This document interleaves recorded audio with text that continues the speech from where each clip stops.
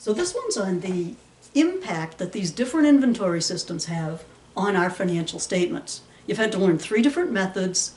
You might ask yourself why. Sometimes I ask myself that too. But let's see how exactly the different methods impact the balance sheet and the income statement. So here's FIFO, and we started off with 200 beginning. We added purchases of 17. We had available for sale of 1900. That's going to be the same for all 3 methods. Where they start to diverge is when we calculate that ending inventory, depending on our cost flow assumption, it will be different. So if we look back to our previous example, our ending inventory under FIFO was 200. So our ending inventory is 200, and these are all in dollars.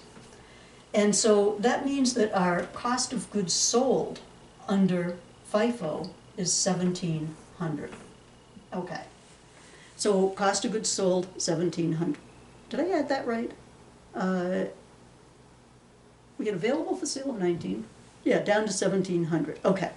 Now, gross profit, we know that sales less our cost of goods sold of 1700 is going to give us our gross profit. So our gross profit under FIFO is going to be 1200. Now, due to the coronavirus, I'm not in the classroom and I have a much smaller whiteboard. So on your notes, it takes this down to net income. You'll have to do that on your own. This is all the room I have. Okay, so it gets you to gross profit of 1200. Let's compare that to what happens with LIFO. From our previous calculations, ending inventory under LIFO was 100, which gave us a gross profit of 1800. Ah, that's different than from FIFO. So now if we, did I say gross profit? I meant to say cost of goods sold. Okay. Usually the class, you know, there's a couple of students that catch me on this stuff, and that's a little hard on video, but okay. So we have our available for sale of 1900, our cost of goods sold of 18. Now we take our sales, less that cost of goods sold, and we end up with a gross profit under LIFO of 1100. All right, so let's stop and think about this a minute. As far as the impact on the financial statements go, under LIFO, you're going to be showing a higher ending inventory. This is going to be inventory on the balance sheet, 200. For LIFO, it's going to be inventory on the balance sheet, 100. This means under LIFO, you're going to be showing a lesser amount of assets, of total assets, a lesser amount of current assets.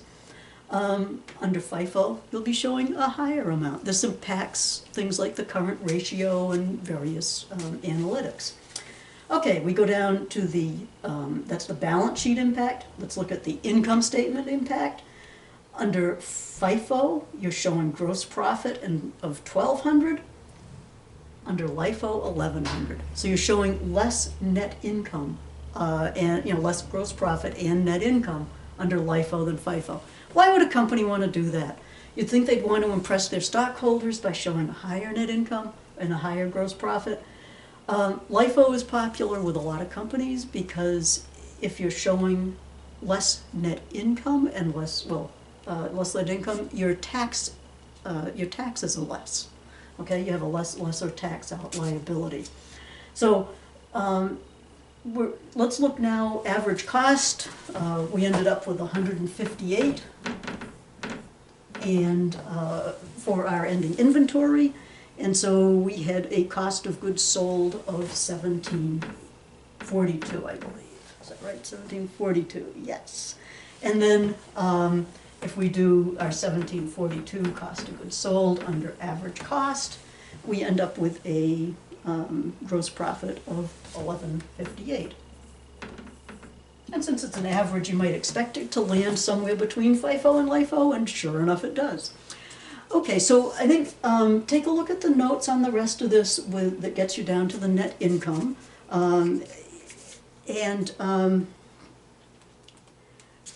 So, you know, if you do a bunch of the problems on just calculating FIFO, LIFO, and average cost, that's going to be good enough. This is just to give you a better understanding of sort of why there are three different methods, or, you know, how they came to be. But chances are, you know, this is not gonna be on the test at this point. We may get you on it in AC 102.